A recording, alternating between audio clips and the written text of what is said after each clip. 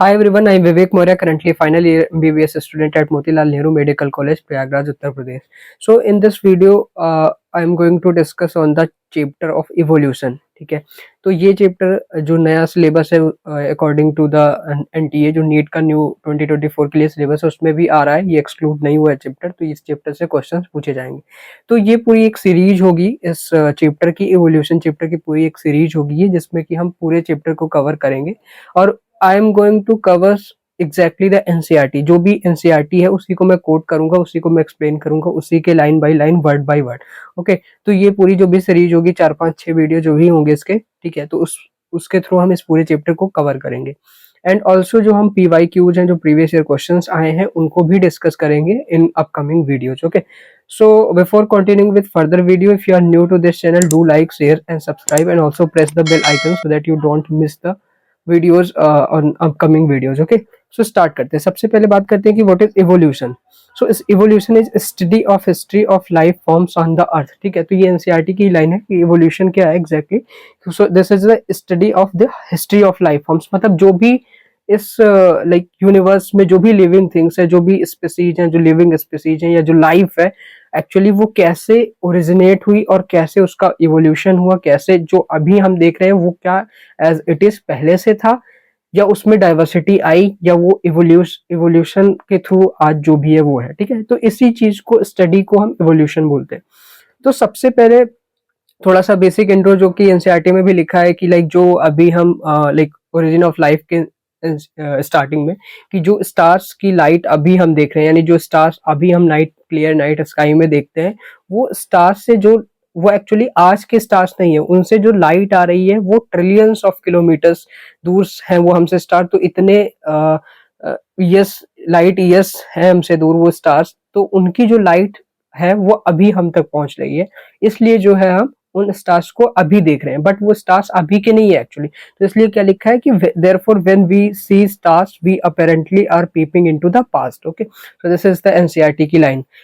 Like जो अभी हम अपने अगल बगल की चीजें देखते हैं, जो पेड़ या जो भी लिविंग ऑर्गेनिज्म, जो भी चीजें देख रहे हैं वो हम एग्जैक्टली प्रेजेंट में देख रहे हैं, but when we are seeing the stars, so we are looking it into like the past. Okay, तो सबसे लाइक ओरिजिन ऑफ यूनिवर्स कब हुआ, ऑलमोस्ट 20 बिलियन ईयर्स ओल्ड। तो ये सारे जो है वो क्वेश्चंस है, ठीक है, इन्हें हमें याद रखना है कि ओरिजिन ऑफ यूनिवर्स कब हुआ, ये पूछे जाते हैं क्वेश्चन। तो 20 बिलियन ईयर्स ओल्ड जो है हमारा यूनिवर्स बना।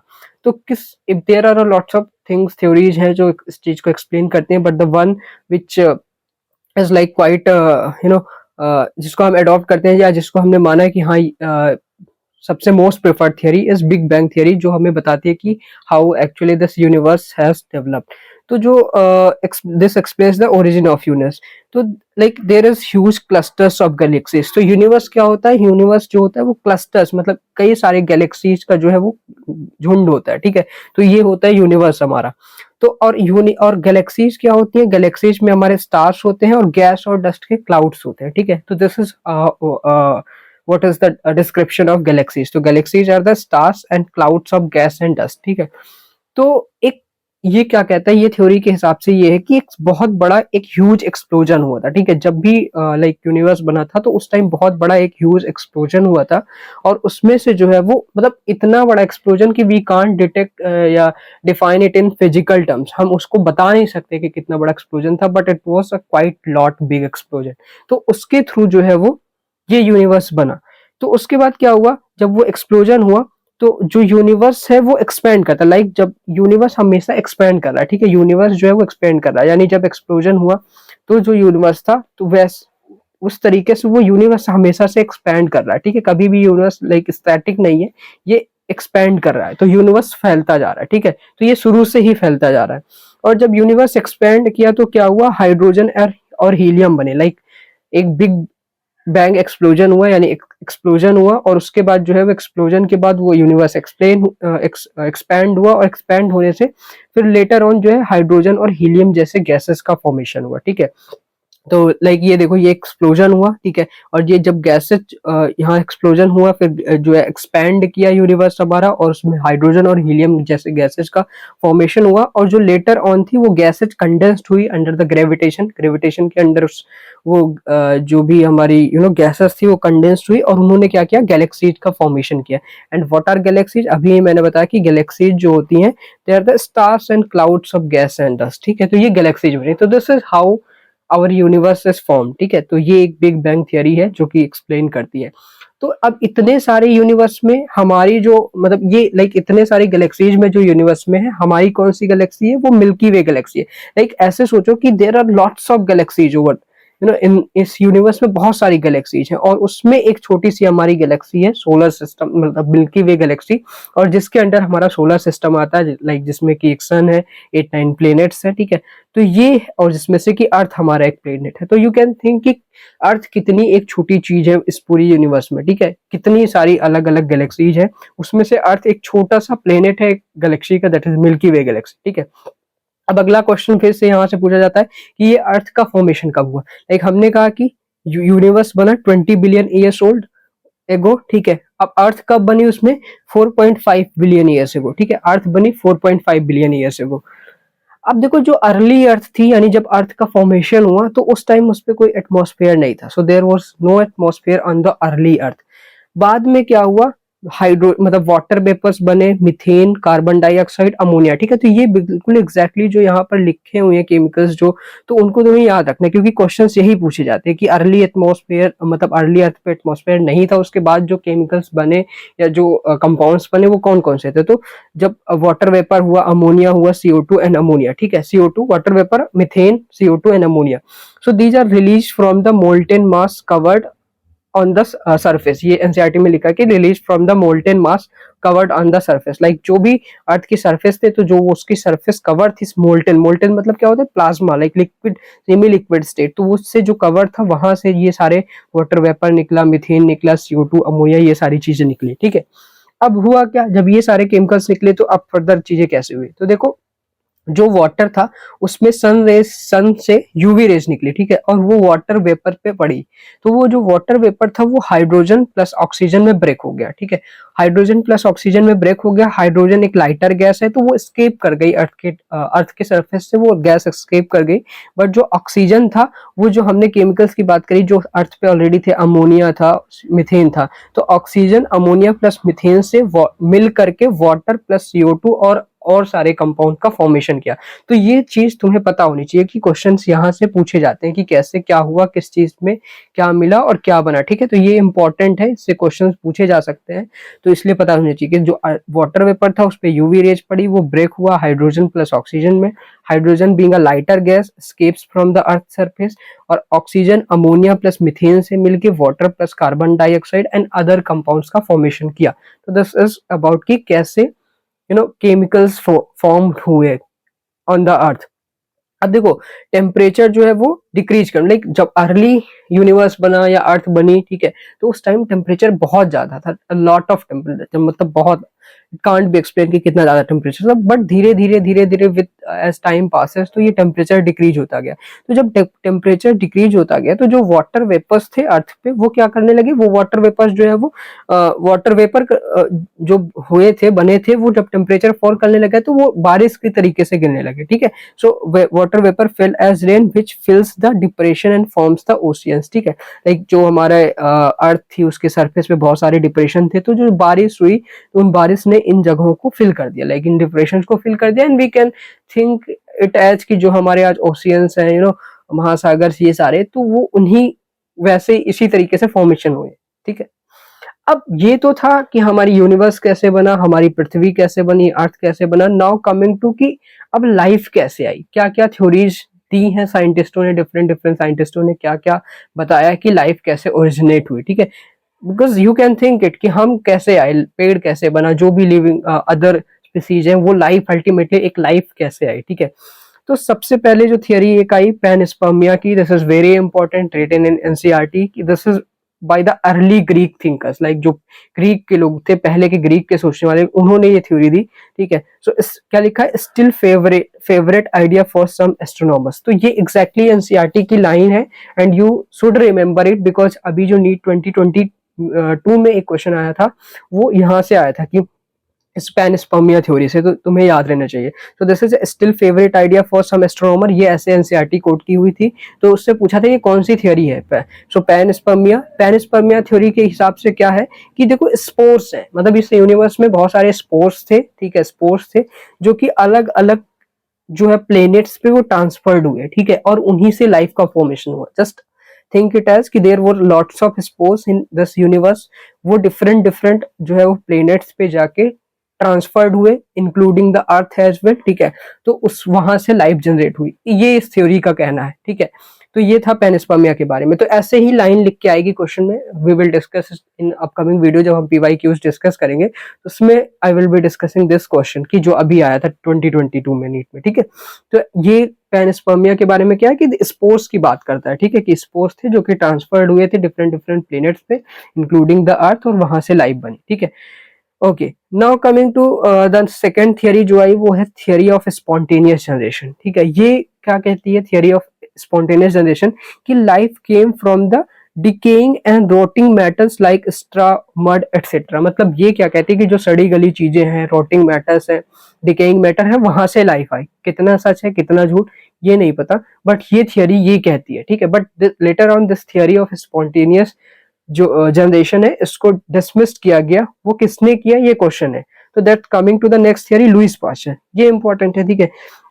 लुई पास्चर की जो थियरी है, उन्होंने क्या किया, एक एक्सपेरिमेंट किया, दो एक्सपेरिमेंट। पहले क्या किया, उन्होंने एक फ्लास्क लिया जो कि क्लोज था एयर से, मतलब वहां एयर से कुछ आ नहीं सकता कुछ भी, वो क्लोज था, क्लोज टू द एयर था, और प्री स्टरलाइज था, मतलब उस फ्लास्क को हमने स्टरलाइज कर रखा था, मतलब जितने भी लिविंग ऑर्गेनिज्म थे उसको हमने स्टरलाइज करके सारा मार दिया था। पहले तो वहां कुछ नहीं था, प्री स्टरलाइज फ्लास्क था, क्लोज टू एयर था। उसमें क्या किया, हमने किल्ड ईस्ट रखा, मतलब ईस्ट को किल्ड करके रखा, और हमें वहां से बाद में देखा, हमने थोड़ा वेट किया कि क्या यहाँ से कोई लाइफ का ओरिजिन होता है, तो वी फाइंड आउट दैट कि यहाँ से कोई भी लाइफ नहीं बनी, ठीक है, no life came from this experiment, ठीक है। अगला एक्सपेरिमेंट क्या किया, मतलब इसी एक्सपेरिमेंट के अगला सीक्वेंस क्या किया कि उन्होंने इस बारी क्या किया, जो फ्लास्क लिया वो ओपन टू एयर था, इस बारी भी स्टरलाइज था, पर हमने इसमें क्या रखा, किल्ड ईस्ट अगेन से रखा, और ये ओपन टू एयर था, मतलब एयर से कुछ भी यहाँ बाहर इस फ्लास्क में आ सकता है। अब क्या हुआ, यहाँ थोड़े टाइम बाद ये देखा कि इस ईस्ट से जो है वो, मतलब इस किल्ड ईस्ट से लाइफ का, मतलब यहाँ पर न्यूअर लाइफ फॉर्म बने, न्यू लाइफ फॉर्म जो है वो इस फ्लास्क में आई, यानी न्यू ऑर्गेनिज्म आए, न्यू लाइफ आई, ठीक है। तो अब इससे क्या कंक्लूड किया, क्या इन्फ्लुएंस हुआ इस एक्सपेरिमेंट से, जो क्वेश्चन पूछे जाते हैं। तो the experiment dismiss the theory of spontaneous generation, पहली चीज तो ये, क्योंकि स्पॉन्टेनियस जनरेशन की थियरी क्या कहती थी कि लाइफ जो है वो डिकेइंग और रॉटिंग मैटर से आई। तो लुई पास्चर ने वो डिकेइंग एंड रॉटिंग मैटर रखा गिल्ड ईस्ट एक प्री स्टरलाइज्ड फ्लास्क में, बट वहां से कोई लाइफ नहीं आई।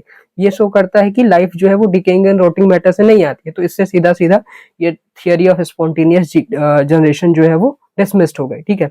दूसरा क्वेश्चन क्या होगा, it does not tell about how first life came. देखो, ये लुई पास्चर का एक्सपेरिमेंट फिर भी ये नहीं बता पाता कि पहली लाइफ कैसी आई, बट ये क्या बता पाता है कि जो लाइफ आई वो प्री एग्जिस्टिंग लाइफ से आई। प्री एग्जिस्टिंग लाइफ से क्यों आई, इस क्योंकि ये देखो ओपन था एयर, जो सेकंड फ्लास्क था वो एयर को ओपन था, तो जब ओपन टू एयर था तो बाहर से बहुत सारे स्पोर्स हैं, बैक्टीरिया के, वायरस, मतलब बैक्टीरिया के, फंजाई के स्पोर्स हैं जो यहाँ से आ सकते हैं, और वो जो है वो स्किल्ड ईस्ट को एज अ न्यूट्रिएंट यूज करके ग्रो कर सकते हैं। तो लाइफ प्री एग्जिस्टिंग लाइफ से आई, पर पहली लाइफ कहाँ से आई ये इन्होंने भी नहीं बता पाया, ठीक है। तो लुई पास्चर के बारे में ये 3 क्वेश्चन यहाँ से क्वेश्चन पूछे जा सकते हैं, ठीक है।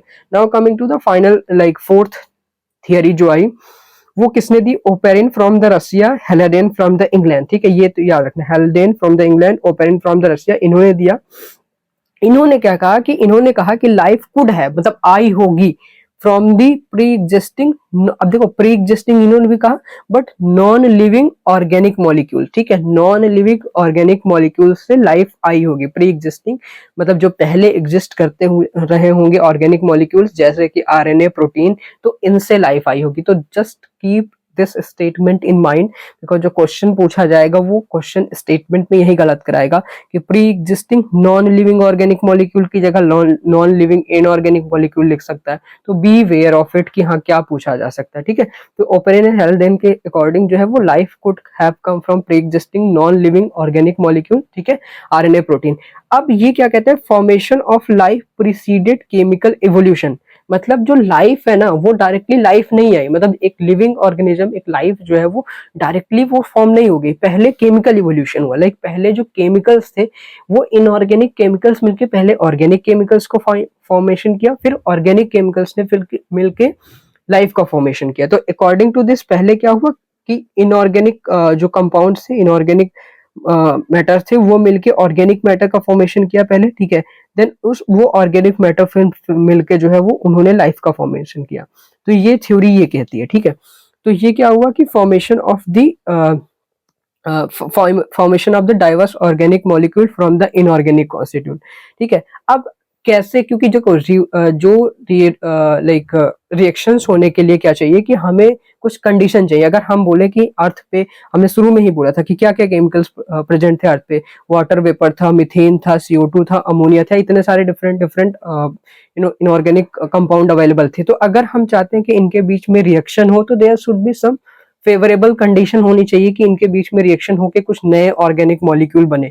तो वो ऐसी कंडीशन तब के इन्वायरमेंट में, यानी तब जब अर्थ का फॉर्मेशन हुआ था उस टाइम ऐसी कंडीशन अवेलेबल थी।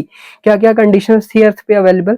हाई टेम्परेचर था, ठीक है, वॉल्केनिक स्टॉर्म्स थे, रिड्यूसिंग एटमॉस्फेयर था, ठीक है, एक रिड्यूसिंग एटमॉस्फेयर था। देखो ये क्वेश्चन इंपॉर्टेंट है, पहले का जो इन्वायरमेंट था अर्थ का वो रिड्यूसिंग था, ठीक है, वो ऑक्सीडाइजिंग नहीं था। क्यों नहीं था ऑक्सीडाइजिंग? क्योंकि ऑक्सीजन नहीं थी, ठीक है। ऑक्सीजन का formation, oxygen is an oxidising agent, तो वो उस टाइम नहीं था, तो इसलिए जो उस टाइम का एनवायरनमेंट था वो रिड्यूसिंग था।